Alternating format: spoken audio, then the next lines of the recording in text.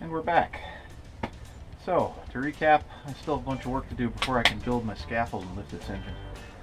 But what I have done is separate the prop from the shaft. No, that's totally wrong. Ignore that. Separate the transmission from the shaft. So you can see that gap there. That should give me enough room to drop the transmission and slide it back far enough to get the bell housing off the back of the engine. Now, I did try to wiggle these guys. They are on there like glue. So my new plan is to work around the obstacle, and I will probably just have to carefully hold up the engine back half while I work on the bell housing, so I won't be lifting it very high. The other thing I've done is sprayed down the bottom of these bolts holding in the rear motor mounts, as well as lubricate these front motor mounts. So I went around here and sprayed this out so that these will, I'm going to loosen this so they pivot. That way the engine can tip as I try to apply some pressure in the back of the engine.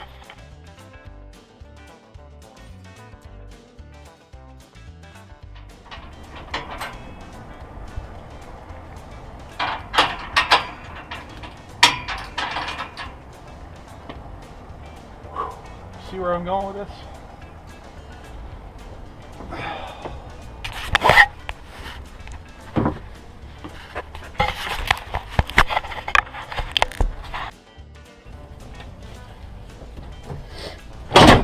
Ow.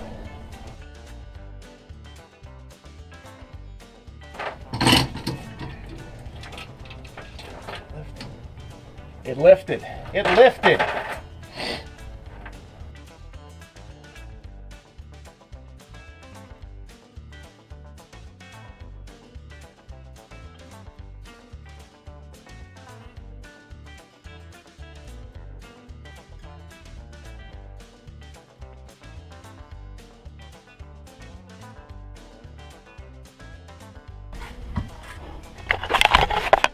Bet you didn't think I could fit back here.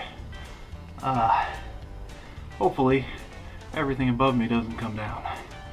But we're gonna see if we can't get this damn thing loose once and for all.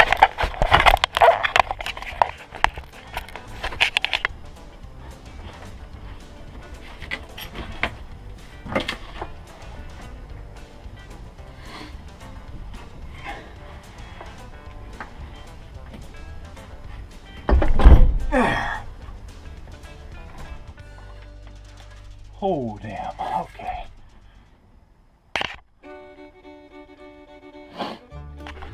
Alright, so now you can really see just how worn down those gears truly were. Looks like there are a couple spots, so I've got to take that clutch plate off of there, and that should expose the bolts I need to get to for the flywheel. And if I'm incredibly lucky, I have the right flywheel. If I'm not, well, I'm SOL for a bit. But this is what we're trying to do. And I'll be dogged, we did it. These are those 12-sided bolts I was talking about. And they're in there pretty good. It seems like there's some thread locker on them as well. Alright, so we got our clutch plate. This side, by the way, goes towards the transmission. This side was the side bolted to the flywheel.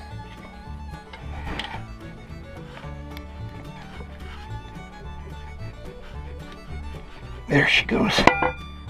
There she goes. Look at that. And that is what the back of a big block 454 looks like.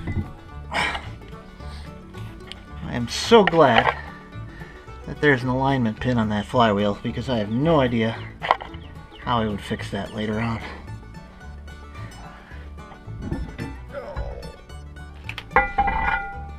There we go. Holy shnikes, that was heavy.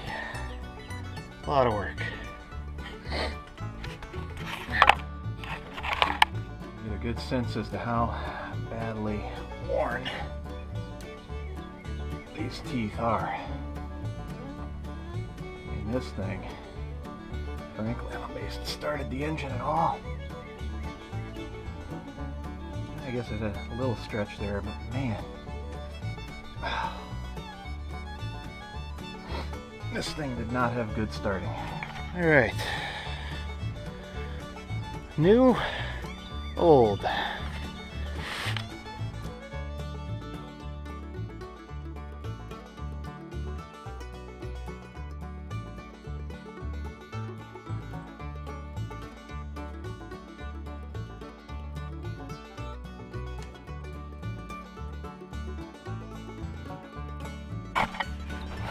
What do you think? I guess they both have a little lip. This is probably about as close to a production part as I can find. I think that'll do it. So now I gotta take this new one, which is already getting greased up, nice, and I gotta put it back down in that hole and fix all my divots. I think I might take lunch first.